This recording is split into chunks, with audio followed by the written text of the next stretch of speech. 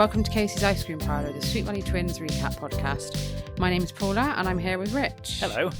This fortnight we are recapping book number 9, Against the Rules. Yes, we are. Poor Sophia Rizzo. Yeah. I kept thinking of Muppets the whole way through this. It was a problem. So we've got a nice turquoise book. Is that turquoise? I would have said greeny turquoise, yeah. And it says, "Is Elizabeth about to make the biggest mistake of her life?" Oh, I won't go that far. She's only like 14 here. She's 12. 12? She's got a lot of life left to her. Yeah. You know, like this. Oh no, this is where she's made the worst mistake ever. It will never get worse than this. It will, Liz. We've read some Sweet Valley High. It definitely will. It definitely will. And then on the cover we've got Sophia in the middle with a birthday cake and Elizabeth next to her. And who's next to her? Stringy-haired Amy. Stringy-haired Amy. Mm. Yeah, when we posted this cover up, Jodie Char said, "Is that Amy of Stringy-haired Amy fame on the front?" And gangly, stringy-haired Amy. She said Sophia's hairstyle is the real crime. Well, yeah. There's a lot of crime in this book. And Gem Loves Books said that patronising arm around the shoulder and head tilt, Liz got that down early. She does look really patronising. She does look super patronising here, but during the book she does, she does actually genuinely like Sophia. So, she tries for once. On the back it says, "Good friends are big trouble. Sophia Rizzo is a good writer on the school newspaper. She's nice and Elizabeth likes her. But all the other kids at Sweet Valley Middle School, including Elizabeth's twin sister Jessica, make fun of Sophia because her family is poor and her brother is always in trouble. Even Elizabeth's parents tell her to stay away from Sophia. To show Sophia that she's her friend no matter what anybody says, Elizabeth decides to go against strict orders from her parents and throw a secret birthday party for Sophia. But is Elizabeth willing to pay the price if she gets caught?" Well, let's find out as we dive into Haunted House 2. Yeah, it's pretty much a similar story. Same story, but, it's good, though.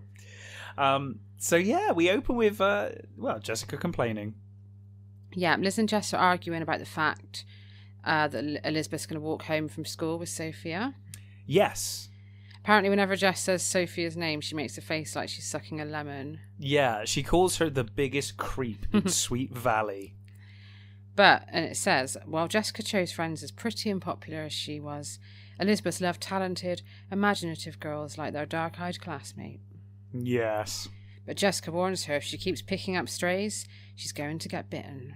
Well, we'll find out, won't we? Because this could be a stray too far for Elizabeth. We're told the whole school dislikes the Rizzo family. All of them. Whole school. Yep. But since she's been writing for the Sixers, Elizabeth has discovered that she's amazingly talented. Yeah. She's shocked at how good her writing is, and apparently has written the funniest and most well-written stories of the paper, which I think is quite a low bar. Even better than Elizabeth. Yeah, it's a low bar, but yeah. She's up there. But everyone makes fun of her old house and her bad brother. Oh no. Jessica says her brother's a criminal. Yes, and apparently this is a fact, right? Yeah. He stole a VCR. Mm-hmm. He stole a VCR from someone's house. Yeah. And he was actually sent to reform school. Yeah. Liz points out that Anthony being a criminal has nothing to do with Sophia. Yeah. But apparently it does. Jessica says it makes Sophia off limits to anyone who cares about their image. Yeah, so we're back to the Jessica Wakefield thing, where, she cares about her and her family's image more than anything else. It's all about image with Jessica. And Liz tells Jess she's got to go and meet Sophia now. They're going to try and get some info about the school play from Mr. Bowman. Yeah, and of course this immediately gets Jessica's ear. She's interested now. Yeah, she says she can't wait to try out. She's off to Booster's practice and then the Dairy Burger. So she says, "Oh, Liz, you're not doing anything important. You can take my books home." Yeah. And she dumps them on her and runs away. Yeah. Sophia comes over and because she's nice, she helps Elizabeth to carry the books anyway. Yeah.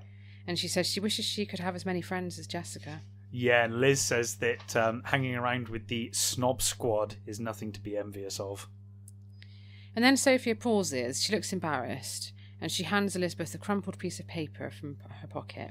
And what does it say on this crumpled piece of paper? It says, "We don't need your kind and sweet Valley. Get out and take your brother with you." And instead of a signature, there's a crap drawing of a unicorn. Yeah. Wonder who sent it. Subtle. It might as well have been purple paper as well, just to be clear. Probably was in It probably purple was. ink at Yeah, least. Yeah. Sophia explains to Liz that since their dad left them, Tony won't listen to anyone anymore. Yeah.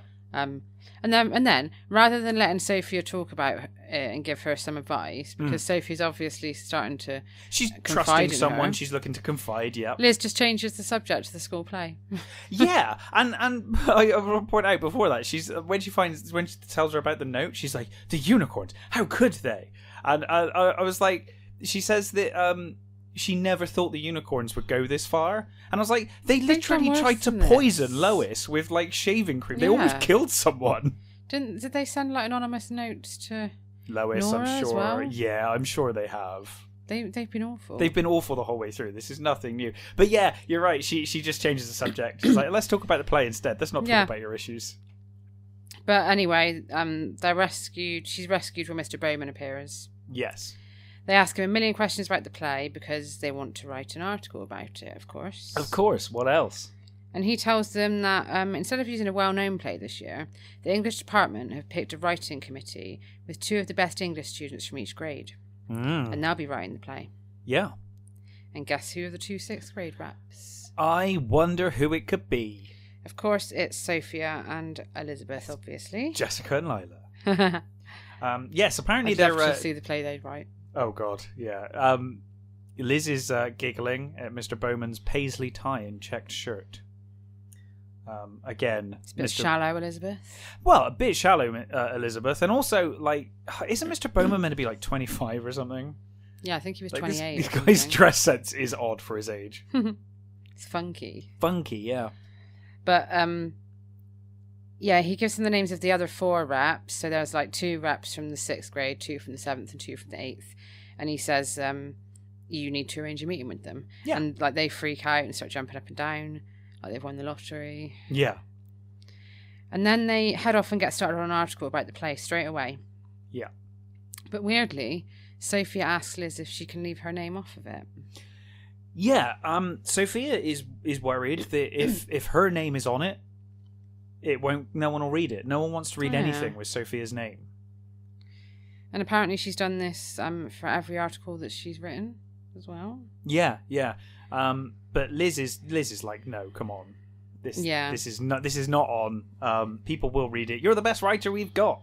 Yeah, and she says to Sophia, like, I'm your friend, and if anyone's got anything to say, they can say it to me as well. Well, they will, Liz. So Sophia's really happy about that, and she invites Liz back to her house so she can show her some plays she's written.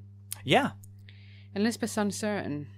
Yeah, she's unsure because she's heard rumours of the Rizzos and this awful part of town next to the Patman canning factory. But she goes anyway. So at the Rizzos, Sophia's mother is dressed in faded and worn clothes, just like Sophia. Yeah. But she's really nice. Yeah, she's lovely. She's got faded clothes, but she's nice. Yeah, she's got a limp as well. Yeah. Even though the house is old, it's cosy and well cared for. And Mrs. Rizzo speaks in heavy Italian accent, and her English is a bit broken and it's not great. Mm-hmm. But she's really excited to hear about the play. Yeah, she's very supportive of her daughter. She seems like a really nice lady. She really does. A bit stereotypical for Italian. It is very stereotypical. Bit of a stereotype. But that aside, she seems lovely. And then they go upstairs and Sophia tells Liz she's never shown her plays to anyone before, except for her mum and Tony. Yeah. A lot of the plays are about a princess and a troll. And Sophia says that her and Tony used to act them out together. Yeah. And Liz can't believe how fondly Sophia speaks of Tony. She can't believe that she would think so highly of her own brother. Yeah. And she nervously asks where Tony is. Yeah, and she says he's going to be home soon. And then Liz suddenly makes an excuse to leave. Like, what does she think he's going to do to her? I don't know. I was thinking that. It's like, what do you think's going to happen here, Liz? She's like, oh no, I've got to go. Isn't it later on? She's like, oh, I'm sick, I can't. Like, yeah. She's like, no, I've got to go, I've got to rush. So Liz asks if Sophia can help her hand out copies of the Sixers paper tomorrow, but Sophia says she can't because she's got to help her mum shop. Yeah, and then Liz, she's like, oh, my mum really struggles, like, to help with the shopping. Yeah, she says we don't have a car, and my mum had to stop work because of her bad leg. Yeah. And it says Liz wishes she hadn't asked. It says that Liz wishes she hadn't asked, and then Liz tells her, oh, don't worry, I'll get someone else to help me with the paper. It's like, Liz, you could have offered to help with the shopping. Mm-hmm. Like, you could have been like, I'll come help you with the shopping, then we can write after. And how, like, she wishes she hadn't asked. She did that with Annie Whitman. She did exactly that with Annie Whitman. Yep. Like, Annie Whitman started saying about her family problems, and it actually said Elizabeth wishes she hadn't asked. She wishes she hadn't asked, yeah. She doesn't. She never learns this lesson. She always asks.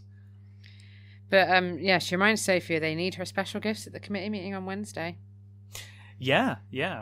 And then when Elizabeth gets home, Jessica and Alice have some amazing news. Yes, they do. One of Ned's biggest clients wants to take the twins to LA. They're going on a weekend trip and they want some company for their teenage daughter, who apparently doesn't have any friends of her own, and her parents need to pay people to hang out with her for the weekend. That's how that works. Bit weird. They'll get to go shopping, they'll get to stay in a fancy hotel, and, best of all, they'll get VIP tickets for Shout the Musical. Yes. Which I'm guessing is a play on Stomp. I'm assuming, yeah. So much like in our previous Twins book, the previous episode, Liz was all of a sudden obsessed with horses and had posters of horses everywhere. Yeah. While this book, Jessica has posters of Shout everywhere all of a sudden. Never been mentioned before, She's but obsessed now it's with Shout. That's all she thinks about, yeah. She's got a life-size poster of one of the cast members above her bed. That's a life-sized poster. That's huge. But before she had a life-size poster of Johnny Buck there. I know. Where's that gone? I hope she hasn't taken him down. Yeah. He's not flavour of the week anymore. Apparently not. And she knows every song and dance from Shout off by heart. Yeah. She's obsessed. I'm also really surprised that Jess even likes musicals at all. I'm assuming it's just because she fancies one of the guys that's in it. That's my assumption. No, she fancies herself as a bit of an actress, a performer. Yeah, true. She starts whirling around the kitchen, grabs Alice's waist. Yeah. And they all whirl around together. And then Alice heads out to collect Stephen from basketball practice. Yes. But 5 minutes later, Stephen walks in. Yeah, he got a lift back with a friend and didn't bother telling Alice. Yeah. So Alice is gone for no reason. And he does his usual refrigerator raid. Yeah. This time he piles a plate with 3 slices of bread, Swiss cheese, ham, tomatoes, and pickles. So Stephen's got some bad news for Liz. Apparently, Stephen was in the best middle school play ever put on. So Liz might as well not bother. She's never going to match the performance that Stephen put on in middle school. Yeah, he takes the piss out of the play. Of course he does. That's what he does. And she says, Liz says, actually, Sophie's writing is amazing. Yeah. And then Jessica gives an anguished cry. Yes. And she can't believe that Raggedy Rizzo is going to write the play. Yeah. The most important event of the school year. And she can't believe Elizabeth went to her house. Yeah, she's just absolutely disgusted at this. And Stephen agrees. Yeah, Stephen does agree. He says he may not know Sophia, but he does know Tony, and he is as bad as they say. Apparently he's stolen everything from TVs to cars. Elizabeth can't believe her family could be so shallow. Like, does she know her family? How long have you lived in this family, Liz? Like, you should know by now they can be. And Jessica says the school play probably won't have any songs or dances in it. It'll be all about crime, murder, and disgusting bloodshed. And then Elizabeth brings up the note, and Jessica says, well, the unicorns took a vote on it. Yeah, she says, I didn't write it. Yeah. The unicorns took a vote. And they agreed that the town would be better off without the Rizzos. I love the idea that these 6th grade kids feel that they know and can decide what's best for Sweet Valley. Yeah. Like, the whole town is, like, under their control. It's like, what's best for Sweet Valley? And Stephen says, well, for once, I agree with Jessica's dumb club. Yeah, apparently Tony's always missing school, and he's probably just stealing stuff because they're just a piece of shit family. And Jessica says if Elizabeth isn't careful, she'll end up as a social outcast. Yeah, and Liz retorts, if being friends with Sophia means that she can't be friends with the unicorns, then she's happy with that. And then Ned comes home. Oh, yes. He's got some bad news. He does have some bad news. Here we go again. There's been a misunderstanding. Well. It turns out only one of the twins can go to LA. So here we are again. Yeah, this sounds very familiar, doesn't it? It does sound extremely familiar. Not in Twins, though. This was in High. In Too Good to Be True. Too Good to Be True. Only one of them could go to New York. Yeah. And now, here we are again. Only one twin And that can was go. something to do with one of Ned's mates as well. It was, yeah. Like, they wanted to... That was a bizarre situation. They wanted to do some daughter swap. Yes. Like, weird. And actually, that was the story of Suzanne Devlin, which we'll get to next week, won't we? Yeah, we will. So yeah, only one twin can go, and there's only tickets to shout for one of them. So it's not like Ned can say, "I'll pay for another one of you." The tickets are sold out as well. Yeah. They make it clear that the tickets are sold out now, so you can't get a ticket. And Liz, Liz thinks about it, and obviously she'd love to go, but she knows deep down that it's Jess's favourite musical, and Jess would really love to go. Yeah. So she says, quite rightly, look, Jess should go. Yeah, because Jessica's in tears, and she says she'll die if she can't see Shout. Yeah. I'd love to count the amount of times that Jessica might have died. But Ned won't accept this. This is ridiculous. And he says, we've got to draw straws so that it's fair. Alice comes home, and Alice isn't even mad that she's I know. I would have been pick Stephen up for fuming. I'd be like, nothing. I'm not doing that again. Yeah. I'd be like, well, you can make your own way home from now on. Yeah. Like... It's probably why I'm she's never like, going to be a parent, to be honest. But she's like, you should have called me, but then she's not really that bothered. No, she seems furious. Fine. Yeah, I would be as well. But Ned explains the mix-up to her, and Elizabeth again says, "Look, I'll stay home. I'll be busy writing for the play anyway. I think Jess should go." But Ned's like, "Nope, we're drawing straws." And then he makes this weird confession that he doesn't know what drawing straws means. Yeah, why did you suggest it? You're meant to be a fucking Ned? Lawyer. Like, well, yeah, A, you should be, and B, it was his idea. Like, everybody knows what drawing straws means, right? I would imagine so. Let us know if you don't know what drawing straws mean, because even I know what that means, and I've been educated. You don't a know lot what on go this and podcast. steady means. I didn't know what go and steady meant. No, exactly. But why would he suggest it? Yeah. But then Stephen says, I think that I should write a number down, and the twins have to guess what the number is. And whoever gets the closest wins. Right. So they do that. Liz gets the closest, and she wins. Despite not really caring about going, and Jessica being absolutely insistent on being obsessed with this play. Jessica flips out, and she storms upstairs in tears. I don't blame her. This time, I'm like, no, because Liz has already said she doesn't. She literally has said like 2-3 times. I don't mind, let her go. But for some reason, and this is not the only time in this book, Alice and Ned are just like, no, regardless. Like now they've decided to do some parenting. At the wrong time, though. Yeah. It's like, why? Jessica's really upset because she's told Lila already.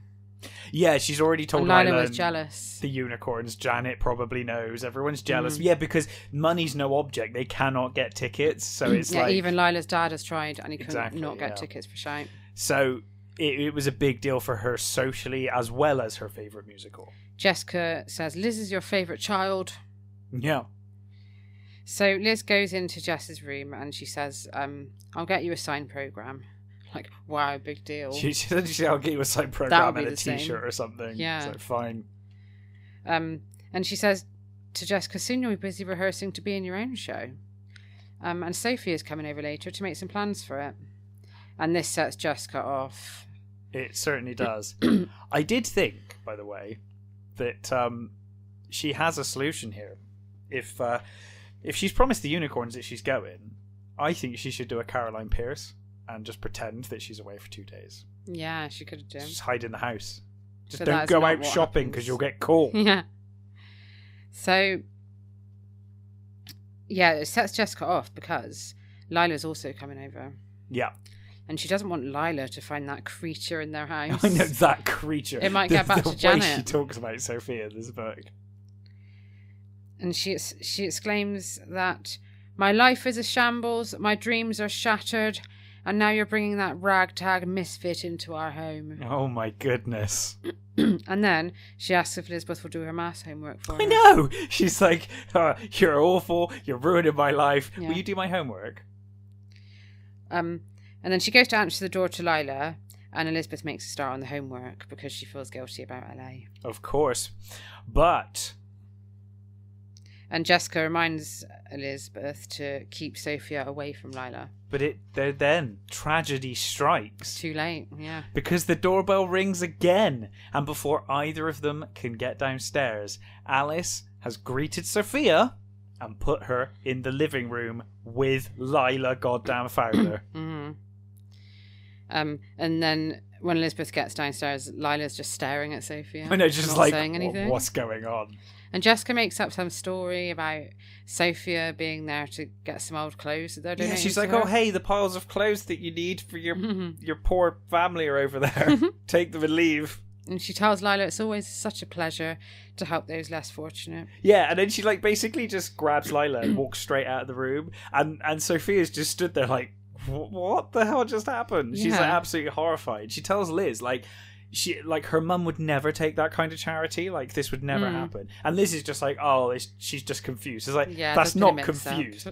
That's not confusion. So we cut to Wednesday, a few days later. It's the day of the first committee meeting, and Elizabeth is really excited. And she goes to wake Jess up, and she says to Jess, "You're lucky I'm still walking to school with you after the way you've treated Sophia this week." Yes. It turns out... Sorry, go on. No, go for it. It turns out that the unicorns locked all of Sophia's books in the broom closet. Yep. And as usual, Jessica's throwing her clothes around, saying everything she owns is disgusting. She borrows an outfit from Elizabeth.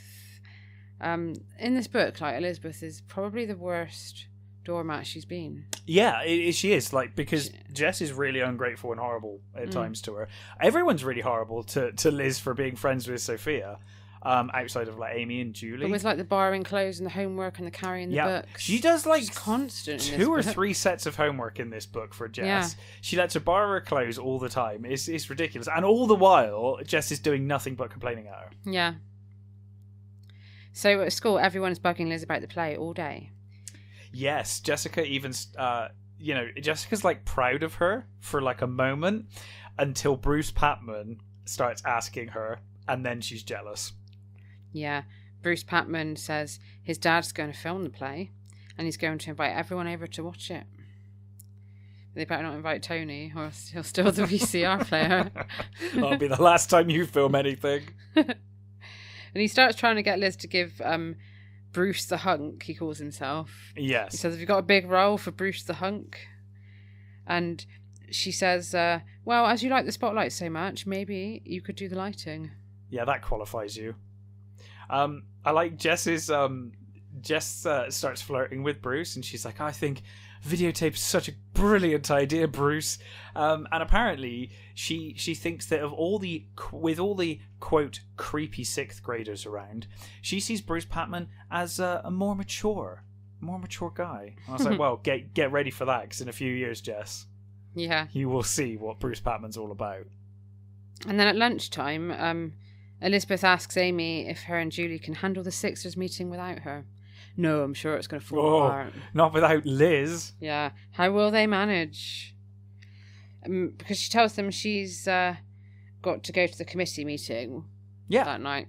And she tells them how great Sophia's writing is. And Amy says, "We never see Sophia at lunch." And Elizabeth says maybe she goes home to help her mother out. And she explains about Mrs. Rizzo's leg. Amy feels bad for Sophia, and she suggests they invite her to lunch with them sometime. Yeah. Which I thought was funny, because they're like, "Oh, I don't very often see Sophia." And Liz is like, "Oh yeah, it's probably because she's always helping her mum. Her mum needs a lot of help around the house and with shopping and stuff, because, she's got this bad leg." Yeah. And then Amy's like, we should invite Sophia out for lunch more. Screw her mum. Yeah. Her mum can just deal with it herself. Don't worry about it. And Brooke Dennis, disgusting Dennis, is back. I literally put, then dog kicker turns up. I'm never letting that go, ever. Dog kicker suggests... You just call her dog kicker. Dog kicker, that's what I'm calling her from now on. Dog kicker, I can't say it with a straight face. Bitch.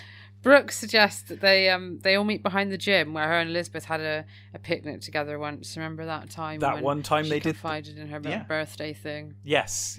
Oh, well, it wasn't to Liz though, was it? Wasn't it? I don't think I know it was was to Jennifer. It was to Jennifer Wakefield. I can't remember. It could have been to anybody.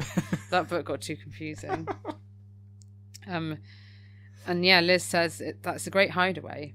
And I thought this is coming across like they don't want to be seen with Sophia. Yeah, it is almost like and they can't just invite her to anywhere public. They're like, oh, we need to find the most secluded place we can. Yeah. It is like a dirty secret. They plan to have a picnic lunch. So later on, outside the meeting, this is just so over the top. But it's not only over the top; it's really inappropriate.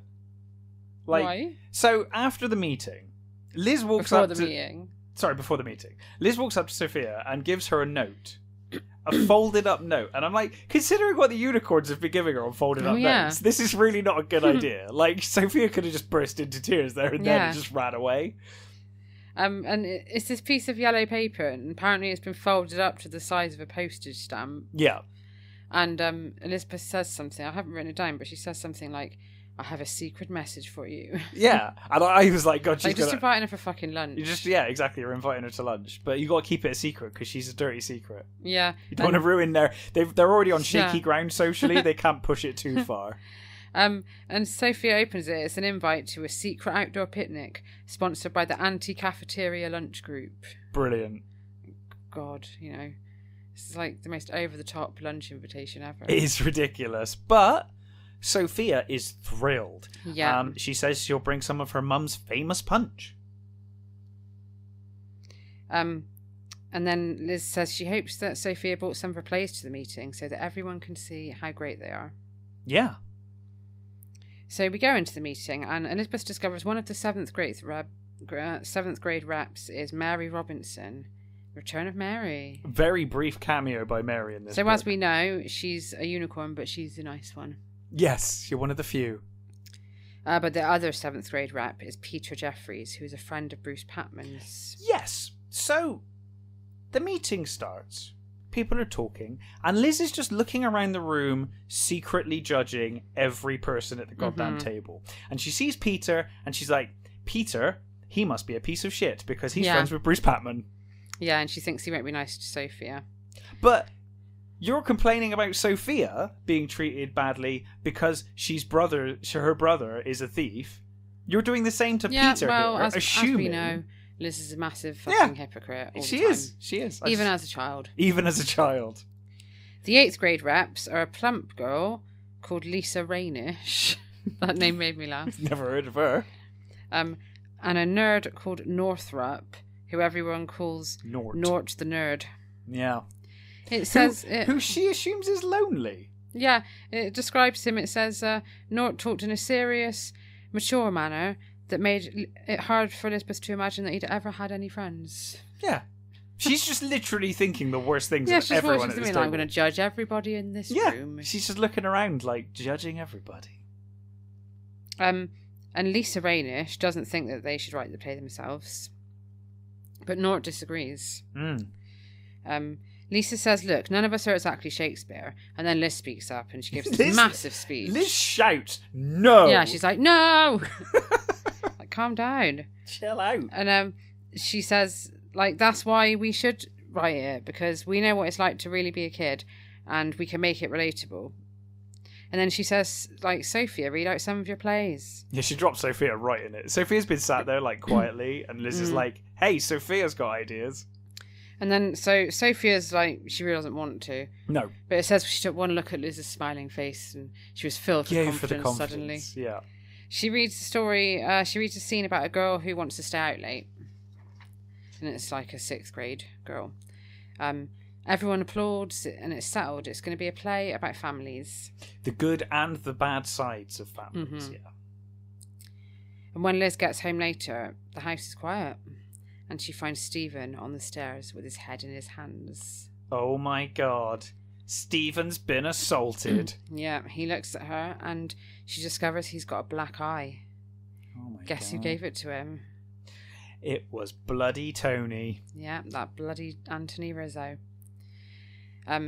So this is such a load of bullshit, this tale. It So, really is. apparently Stephen was with a group of kids that were saying mean things about Tony.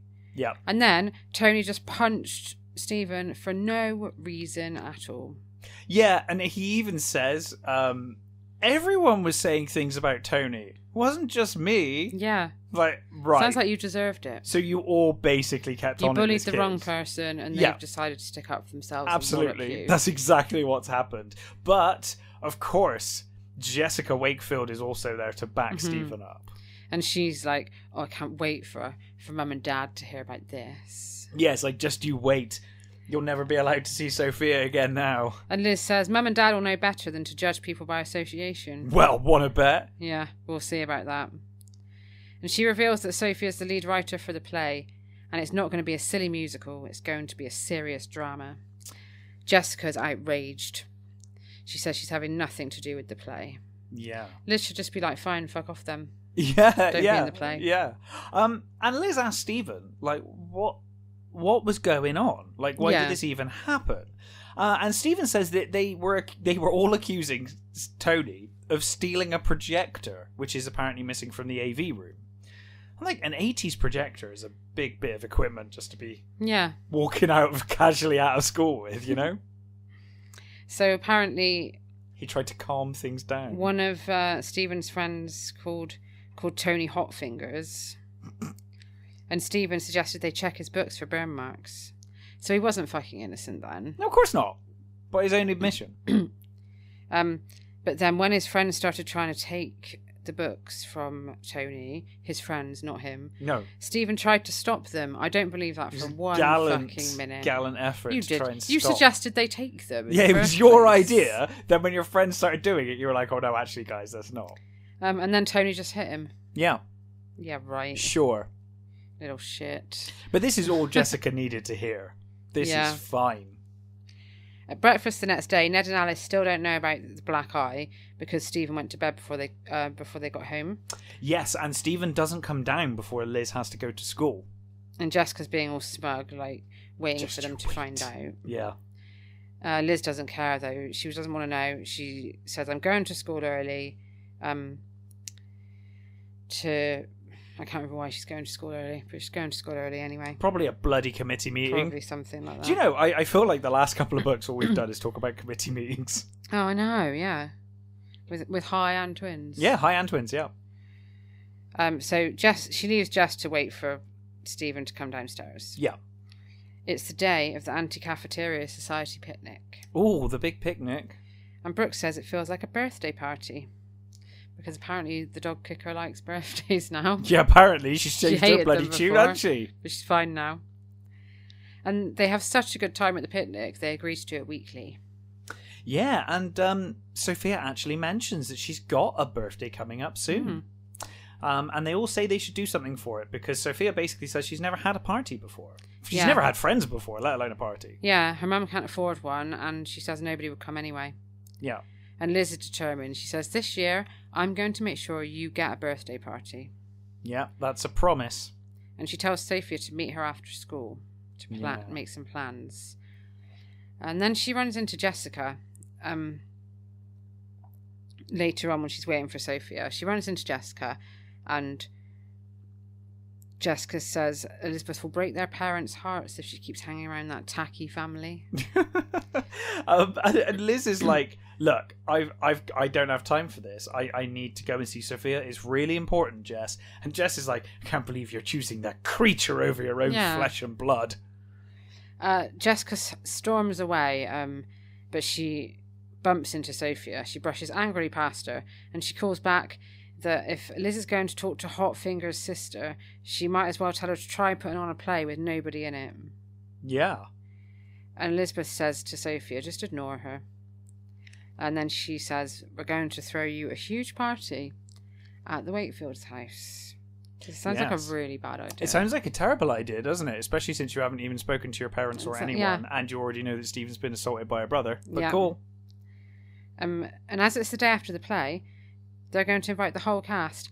Everyone will want to come when Sophie is a famous playwright. Famous within Sweet Valley Lower School. So on the way home, they discuss the play, and Liz points out that they need a father in it because her father is so fucking amazing. Yeah, and she's like, "Oh my god, you don't have a dad? Because I've got a dad, and dads are really good." Yeah, and she just goes on about how great Ned is, and that's so, like, where's your tact? There is none with Liz. And Sophia tells her again how Tony changed when her father left. Yeah, again, Sophia's like finally found a friend to confide in. Yeah. And she tries Liz so many times in this book. Know. She tries to confide in Liz, and Liz is just not interested. Liz just wants to talk about herself. Yeah. Let me tell you about how great I know you don't have a dad, but let me tell you about how great my dad is. And then when they get to Sophia's house, Sophia hushes her because she says she doesn't like to talk about her father around her mother because she gets upset. Mm-hmm. And they go upstairs, they do some play stuff. Yeah. And then an hour later, Liz hears Tony come in. Uh-oh. So she tries to leave without meeting him. Again. But she just bumps into him on the way out. And she's scared of him. Yeah, she's terrified. She's actually terrified of him. She's like is she just thinking that he's just going to walk up to her and just punch her in the face in the middle of the house? Like, what do you think is going to happen, Liz? Sophia introduces them, and she literally runs away down the road. Yeah, like, it says that her hands drive. shaking, and she like thinking about shaking hands with him. And she's like, "Is that the hand that struck my brother?" What a mess. But even as she's running away, she is wondering whether she's misjudged Tony, just like everyone has misjudged Sophia. So even she has her doubts. Yeah. And then when she gets home, her parents are waiting for her. They want a serious talk. Good God. So Jessica has snitched about her friendship with Sophia.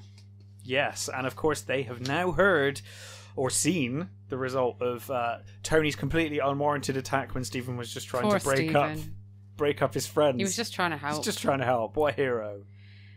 Liz explains how great Sophia is, but Ned uses his courtroom voice. Yeah. And tells her she's not allowed to see Sophia outside school anymore. But Liz is like, again, as she said to everyone, but it's one thing when she's saying this to 12-year-olds, right? But now she's saying this to 2 adults. She's trying to explain to them that Sophia is not defined by her brother's actions, right? Ned, you're a lawyer. You literally must deal with this kind of stuff in court where you're like, this person's family or history has nothing to do with their actions and shouldn't be judged by that. But it turns out Ned knows all about Tony. Yeah, apparently so. He's got a friend who dealt with his case. Yeah. And he says that boy's got serious problems and his home isn't the kind of place that you should be hanging around. And it's not up for debate. No. So that's Tony, but also by association, Sophia. Yeah. And Alice says it's for her own protection. I couldn't believe they did this. Yeah, they're awful. They're awful. Later on, Jessica pops into Liz's room and Liz, she knows she's in trouble. And Liz says, "You got what you wanted." And Jessica says, "I was only trying to help you." Yeah, she says that she tried to help, and she says that I told her Alice and Ned that Liz is so lovely, she can't help it. She loves everyone, even hardened criminals. But then Liz hugs her and says, "I can't stay mad at you for long." Yeah, again, like you said, standard response. But she's such a doormat. She is. This is the worst she's been. I think it's ridiculous. And then Jessica hands Elizabeth a note she's written for Terence Wesley, who is her favourite cast member of Shout. I wish they'd written what it says.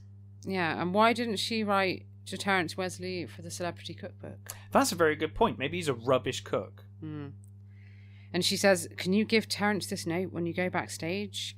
And I want you to report back what colour his eyes are, how he walks, how he talks. I want to know everything." Yeah. Apparently we don't get to see what's on the letter, but Liz starts looking at it and Jess is really embarrassed. She's like, "You're not supposed to read that. It's a secret." So whatever it is. I can imagine when we saw her letter to Johnny Buck. We did, yes. It's going to be declaring her love, isn't it? It's gonna be it's gonna be pretty good. And then of course Jess just casually mentions that obviously she's going on the day after the play. She's going on Saturday. Yeah, and Elizabeth realises she's scheduled to go away on Sophia's birthday. Now that is a bit of a cock up, Liz, to be fair. So she's desperate to stay home now. Yeah, she feels awful. And I've put a note here saying, just tell Ned and Alice that you don't want to go, Liz. Because at this point I was reading... They won't fucking listen, though, will they? I know, but this is the thing. I wrote it at this point assuming that Liz was not going to say anything and it was just going to be Liz being an idiot. But she immediately goes down and tries this. They just will not listen. She goes down and she's like, look, I don't even really want to go. And Alice and Ned are just like, no, you're going. Whether it makes everybody in this family miserable, we've decided you're going. They say that is the end of it. Yeah. It's like, what the hell? And they say that they're going away on that day. They're going to a boat party with the Sloane family. I know. And I was like, oh my God, Sam and David Sloane from our Halloween episode, The Ghost in the Graveyard. But then I remembered that was about 40 books ahead of this. Yeah, so the Sloanes wouldn't have moved in yet, would they? Because they move in during that book. Gutted. I love Sam Sloane. So they say Jessica can spend the day with Stephen. They can do something nice together. Oh, wonderful. But Stephen says, no, I've got a basketball game and a party, so Jessica's going to have to be home alone. Yeah. And then at school the next day, Elizabeth has to lie to Sophia. She says she can't go to her house because she's got a stomachache. Yeah. Yeah, she feels ill and she has to run away. Yeah, she doesn't want to admit, like, my parents think your family are scumbags, so I'm not allowed in. No. And of course she then heads home and finds Stephen in the fridge, who says the most obvious thing that everyone thought immediately at the start of this book. Yeah, first of all, he calls her the mistress of gloom. Yes. And she says, I just want Jess to go to LA. And he's like, well, why don't you do the old switcheroo? Yeah. Jessica thinks it's a genius idea. Now, historically, Alice has always seen through their switches, right? She knows. But given that they're such absent parents, this plan might work. Yeah. And she thinks she could even have a small party for Sophia. Now, yes. That is risky. That's seriously pushing your luck. Like in their house. So she goes and suggests it to Jessica. This is amazing. Jessica's surprised and suspicious. Well, she points out that she was the one that got preachy about Jennifer Wakefield, the third twin. Yeah. She was like, oh, we shouldn't do this sort of thing. And now, of course, she's suggesting that they do it. But Liz makes out, oh, it's all for you, Jessica. It's all to make you happy. When in reality, it is partly that, but it's also about Sophia. Yeah. And she says, I'll be tired after the play. And Jessica reminds her she's still not going to be involved in the play. And she's going to tell the unicorns to boycott it. And then nobody else will be involved either. She hopes it ends up with no cast and no audience. Yeah, and then like Liz tries to like basically beg Jess not to persuade others. She's like, okay, well, fine. If you don't want to go, don't go. But don't try and persuade others. And I was like, the unicorns aren't going to go anyway. There's like no way that like Lila was going to go. Yeah. You know? Doesn't matter what Jess thinks. And then, yeah, Jessica says, no way, I'm not giving the play a chance. And then she starts going through Doormat Elizabeth's closet to find clothes to take to LA. Yeah. She chooses 2 of Elizabeth's dresses, a scarf and some jewellery. And then Elizabeth helps her with her homework as well. Yep. So, I mean, it's just it's crazy. Every few pages. It's absolutely crazy. And basically, it's the pattern of Liz is terrified, and it goes right back, actually, to the first Twins book. But we see it in High as well. It goes back to the first Twins book, where Liz is terrified of losing Jess. She can't have Jess mad at her for too long. And Jess knows this, so Jess will always play on it and just be like, oh, you know, it's that like, oh, I can't stay mad at you, Jess, you know, every time. Yeah. So after school the next day, Jessica heads off to a Unicorn Club meeting, and Elizabeth says, I hope you don't all get stiff necks from holding your noses in the air too high. Ha! It's actually quite a good line. It's pretty good. And Jessica says, we only hold our noses up at second-rate people. Wow. And then she dumps all of her books on Elizabeth, asks her to put them in her locker, and rushes off with Lila. Again. But who do they rush off into? Yeah, they bump into Sophia. and all of Sophia's papers that she's holding end up on the floor. Yes. Lila mocks Sophia, helps her up, and saying, "Oh, I wouldn't want your designer clothes to become damaged." And then, to Sophia's horror, she starts slagging off the play with Jessica. So Jessica picks up a sheet of paper and she starts waving it in the air, and Sophia tries to get it back. A crowd gather around them. Liz does nothing. Yeah. Lila snatches the piece of paper and she reads it aloud in a ridiculously dramatic voice. Yes. It says, "Mum," she read, "I couldn't tell you how I felt before." She rolled her eyes and put one hand on her chest. "Have you ever heard such meaningful dialogue?" she asked the crowd around her. "I think my heart is breaking." And then she looked once more at the page she held and began reading again. "Sometimes being a kid is the hardest job of all." And then she fell to the floor as if she'd been shot. "Oh, the power of feeling here," she groaned. "I can't stand to go on." Her eyes rolling, she lay on the floor as if she'd fainted. Now, in fairness, that does sound pretty crap. But it's the way Lila But it's read very it. horrible. Yes, it's a horrible thing to do. Yeah. Sophia runs off in Sophia's tears. destroyed, and again, of course, in Sweet Valley tradition, she goes red and runs away. And Elizabeth has been watching all of this, and she's She disappointed. just didn't say anything. She literally stood there. It says she's disappointed that Jessica didn't try to stop Lila. Unbelievable. It's like, well, she fucking didn't either. She's literally stood there and just watched that go down. So she finds Sophia in the place where everything happens, Mr. Bowman's classroom. Yes, because obviously they haven't got to Mr. Collins' classroom yet. Seriously, so. why are they always in Mr. Bowman's classroom? I don't know. These And bloody in High, books. they're always in Mr. Collins all the time. This is what they do.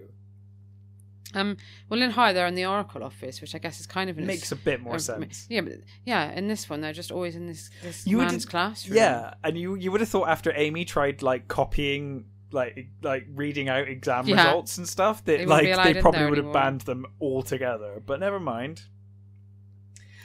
So Sophia is obviously like distraught, and she says that the play's ruined. Mm-hmm. She says everyone's going to laugh at her now, just like they laugh at her brother, and she does say that's why she thinks that Anthony or Tony is the way he is. He's mean to other kids to stop them laughing at him. He tries to make them scared of him so that they won't laugh at him. But what he doesn't realise is that they're laughing more than ever. Yep, and they'll never stop. No. This honestly sounds like one of those newspaper stories when someone's about to lose their mind and... Yes, it does. Do some horrendous thing in school or something. Yeah, like everybody laughed. Yeah. And they'll never stop. But Sophia begs Liz to go over to her house tonight to help her with the play stuff, because she says, if you're not there, I'll give up on it. Yeah. And Liz decides to disobey her parents. Yeah, and she also says, hey, we've also got a party to plan. Yeah, and she's more determined than ever now. Yeah, and she's just like, fuck it, and she goes over. I don't really blame her, to be honest. And then, for the next few weeks, she carries on disobeying her parents. Yes. She goes to Sophia's every day for the next week. And they become even closer friends. Yeah. Sophia explains to Liz how her family spend every week putting their loose change into a jar, and then at the end of the week, they guess how much is in there. Whoever gets the closest gets the chance to choose something to spend the money on. Yeah, it's called the Rizzo Raffle. Yeah. And she wants to use the money that week to buy her and Liz orange Frosties at Casey's. Oh. But Liz doesn't want Sophia to spend her money on her. And she suggests they make their own at Sophia's house. But it's not the real reason, is it? No.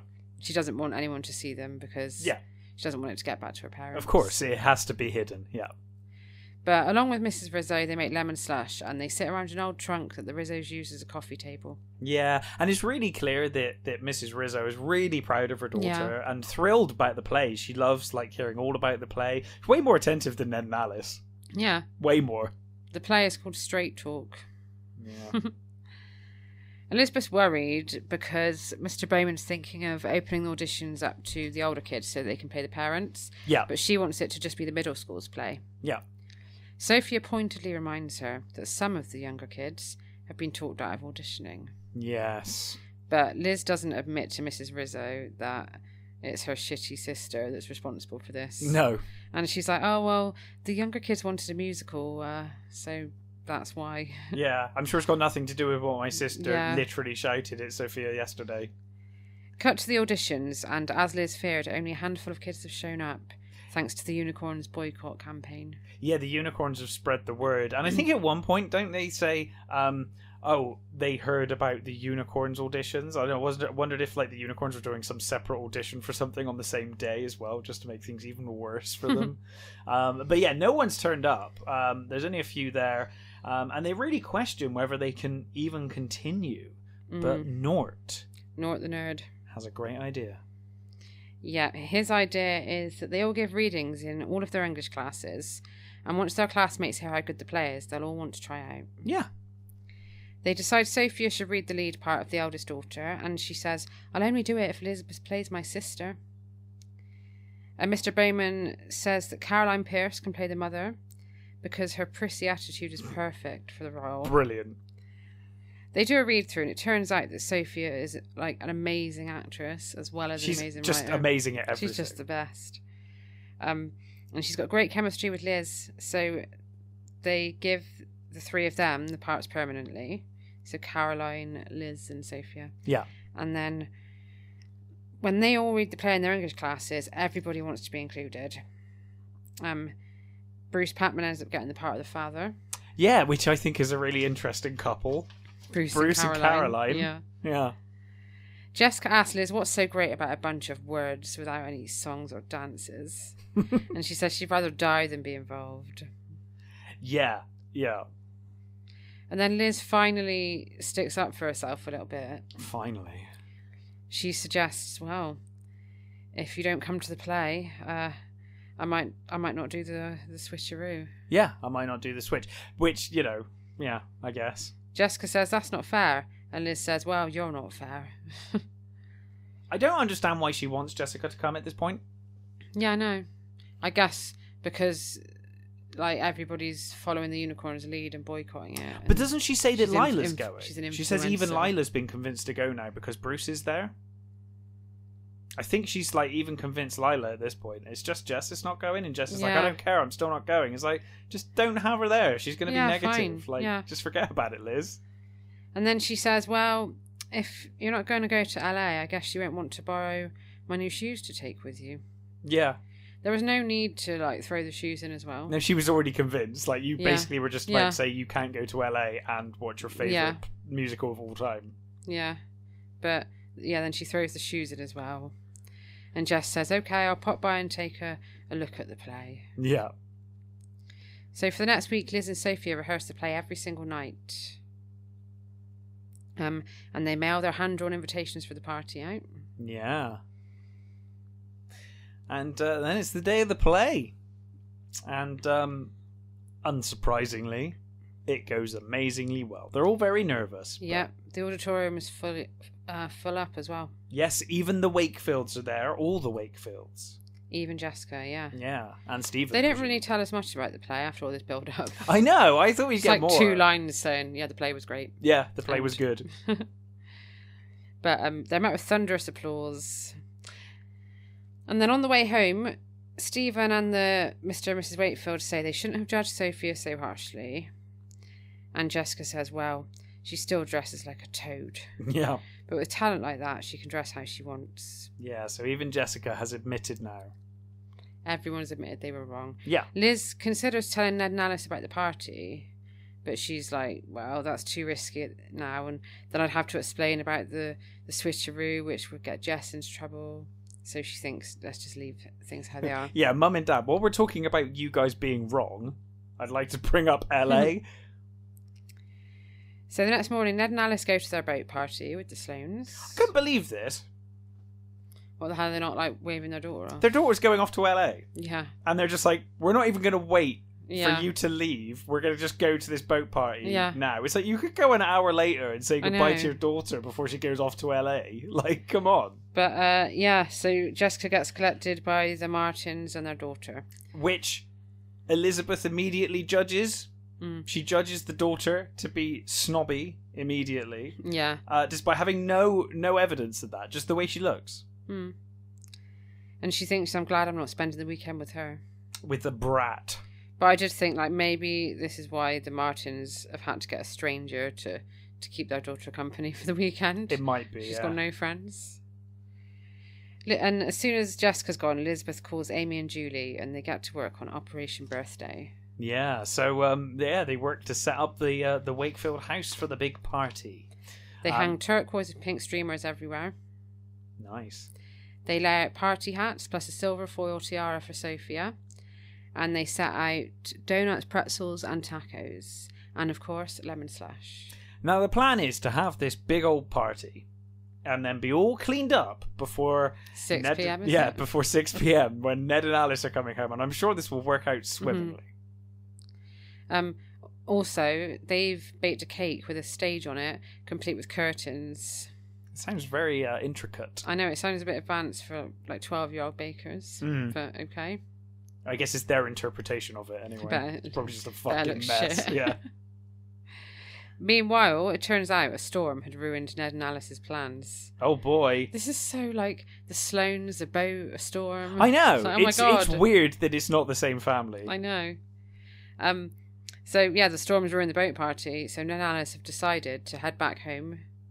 And they're going to collect Jessica and take her to a party that the Sloane kids are having. Yeah, it's going to be a nice surprise for Jessica. Yeah, they think it'll be a great surprise. She'll be so happy that we can all spend the day together. Yeah, and she gets to go to a party. Jess loves parties. Meanwhile, back at the house, loads of Sophia's new fans have shown up. Yeah, it's basically gone from like a little secret party to a massive thing. The whole cast are there. Like, everyone's turning up. Even Lila's there. She's dressed head to toe in purple, carrying a purple present with a purple bow on it. Yeah. I love it. I couldn't believe this. So there's over 40 kids there, apparently. And they all hide, ready to jump out when Sophia arrives. And of course, the door opens. Yeah. And stood there as a shocked Ned and Alice. Yeah, and all everyone the kids are like, surprise! Surprise! Happy birthday! And they're like, what the fuck? Elizabeth tries to explain and Amy backs her up, but all the kids start to take down the decorations and put the food away. Yeah. And then the doorbell interrupts them. It's Sophia this time. When she sees the party, her face lights up. Now, Ned and Alice, they would be absolute bastards. They imagine if they did, though. If they stopped the party still now. Like, when Sophia's seen it and her face is lit up, they're like, nope, carry on taking the decorations down. I mean, I imagine that Liz is still in massive trouble for this, but they're like, we can't not do this now, so we're going to have a go at you. So horrible if they did. Yeah, we'll have a go at you later. Yeah, so they wish Sophia a happy birthday. Yes, and Liz is surprised. And Ned even goes to call Mrs. Rizzo and Tony and invite them along. Yeah. Mrs. Rizzo comes. Tony doesn't come. No. Apparently he feels that punching their son in the face has probably made a bad impression. Yeah, surprisingly, like, he did want to go to Stephen Wakefield's house. The house where he, like, of the guy who was bullying him to the point that he had to defend himself. Bruce has got a present for Sophia. It's a video of the play. Oh. Maybe she can play it on her Tony's stolen VCR. Yeah. So I was going to say, she probably can't afford a VCR player. But well, they've got one. I think she's got one. And Lila has brought her a purple sweater. My God. Lila, who hated her not like 2 hours ago, has bought her unicorn colours as well. Yeah, and apparently it's just like the one that she's wearing. I couldn't believe this. Unicorn colours are like the deal that's been made out of people wearing purple in twins. And now Lila, in the space of an hour, has gone from absolutely hating this girl to like, I'm going to buy her a purple sweater. Well, Lila says if you're going to be famous, you may as well dress like someone important. Well, yeah, okay. I guess she thinks, Sophia might turn out to be someone she might be important. Unicorn material if she keeps being if she becomes famous. Alice has been talking to Mrs. Rizzo. Yeah. And she makes an announcement. Apparently Mrs. Rizzo is very talented. She had a shop in Italy where she designed quilts. Alice is going to use her designs for her design firm. Plus, the firm are going to finance an English course for Mrs. Rizzo.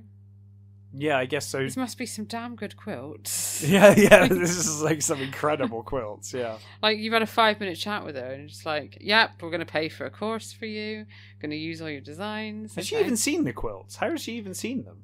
I don't know. Because, like, Mrs. Rizzo's come round. This is Just not... take your word that they're good. It's not 2021. She doesn't have a camera phone or No. anything to show them. She's just like, I make really good quilts. And Alice is like, okay, I'll use them in my designs without ever seeing them. Yeah, and my firm are going to agree to pay for a course for Yeah, you. fine.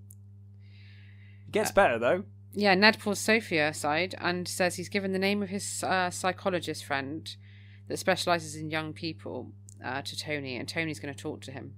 Yeah, well, you know, sorry my son has, like, emotionally scarred you with his bullying, but here's some money for a psychiatrist. Yeah, well, yeah. If he's had the psychologist friend, why he should get him to talk to his own kids? Yeah, probably. They've got a few issues, haven't they? Certainly. Sophia thinks it's the best day of her life. Aww. Jessica gets back from Shout. She's absolutely full of it. Yeah. But she's worried when Elizabeth tells her that Ned and Alice are deciding how to punish them for lying. Yeah. She hopes they're not grounded because she needs to plan the Mini Olympics. The Mini Olympics. She's heading up the Mini Olympics this year. She says they're going to feature the toughest races ever. And blubbery old Lois Waller will be up to her fat ankles in sweat. Oh no. I can't Poor wait. Lois. Elizabeth says everyone should have a fair chance at winning. But Jessica says, well, if people haven't bothered to get in shape, they shouldn't expect to win anything. Damn. Elizabeth's worried about this situation. Of course she is. Will anyone have a fair chance to compete against Jessica? Find out in one of the gang at Sweet Valley Twins number 10. But of course, we will not be doing that next time. No, we won't be. We'll be doing our Christmas special. What is our Christmas special this year? Holiday Mischief. That's a brilliant name Yeah. for a book. I'm sold already. The blurb for this one is the Sweet Valley Middle School choir group goes to Washington, D.C. at Christmas for a school competition. It's the perfect chance for the twins' friend Anna to find her long-lost sister. But Leslie is not quite what they expected. Ooh. I'm excited. I love these specials that we've been doing. The Halloween ones were great, and it's going to be really fun to do some Christmas ones. Yeah, and last week, in case you missed it, we are doing special Christmas for Kelly's Roadhouse. I've got it over there ready to go. That'll be out next Monday. I'm actually going to start to read that tonight. I might well do too. So 2 Christmas specials, then we'll be having a week's break. Yes, we are going to Christmas. take a break between Christmas and New Year. Yeah.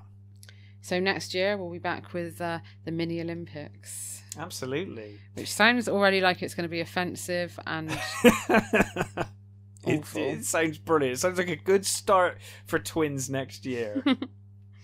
I can't wait. This was a good book. It's like, again, the McCandy Witch again, and it was quite predictable, but it had some funny moments, and I felt really bad for Sophia the whole way. Yeah, everyone was so awful. She did like nothing wrong, and I couldn't believe even Ned and Alice got involved. That was like the most egregious thing in the book. Yeah. Walter Ware said she can't believe how awful the adults were in this book. Yeah, I couldn't either. I agree. was really surprised. So our last episode, First Place. Yes. We had a lot of comments from one particular person. Oh, cool. Go for it. So Sarah Mosby said Elizabeth's always stealing Lila's thunder. Yeah, brilliant. And we had Plain Waffle said this triggered a memory from when she was about 10. And without even riding a horse, she was obsessed with them. Right. Her and her mate asked their parents if they could joint buy them a horse to share, and the answer was no. Damn. Claire PH said that she agreed that Elizabeth's sudden horse obsession was weird. Yeah.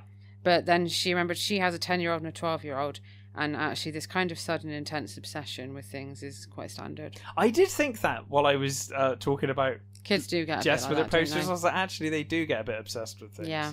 I always remember in my school it was dolphins, not horses, that girls got obsessed with. It was like a dolphin thing in the 90s. 90s were all about dolphins for some reason. Cressida Burton has had a lot to say. Go for it. Are you ready for this? I am ready. She says apologies in advance for the long rant, but she has to say her piece about the total lack of accuracy in this book. Oh, okay.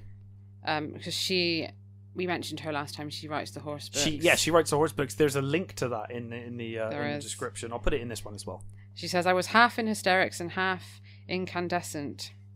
There was so much that she had to make notes. Go for it. Firstly, flat-faced Lila is the worst type of bloody trophy horse girl, leaving everything to the yard staff. 100% agree. But alas, girls with ponies are always the most popular at school. Right. This is a thing. It is a thing, actually. I'm sure it is, yeah. And you don't just learn to ride and then stop having lessons, Lila. Even professional riders continue to have lessons throughout their career. Yeah, that's a very good point, actually. Lila is a knob. Secondly, any genuinely pony mad girl will absolutely risk everything for the right horse. This is a very common trope in pony books, including my own, but there does actually have to be something to lose. Yeah, I was going to say, yeah. Elizabeth Liz had nothing, yeah. No. She risked nothing in that She just created this problem. Yeah. And she says if her Ravensbay heroine Paige, so Ravensbay is her books and Paige is the girl in them. Yep. If Paige doesn't succeed in saving the horse she loves, it'll be sent to the knackers. It's literally a life in the balance. That there's some stakes there, yes. Yeah, not just Liz's pissy whinging. Thirdly, Thunder on the cover is clearly a bay brown horse, and so would not be the colour of glowing embers. Well, we have had that difference between the cover art and the actual details in the story. That's happened a few times now, hasn't it? Yeah. Mostly with High, though, not with Twins. I don't know if that's happened with Twins yet. And the riding clothes, fuck me, I have no words. Oh, but... They were my favourite bit. Yeah, they might not be accurate, but they were fabulous. She says these clothes would never have been used because no one would wear this unless they were competing in a state rodeo.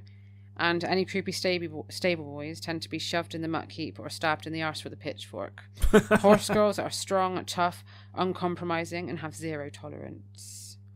There's more. That was the first comment. Go on.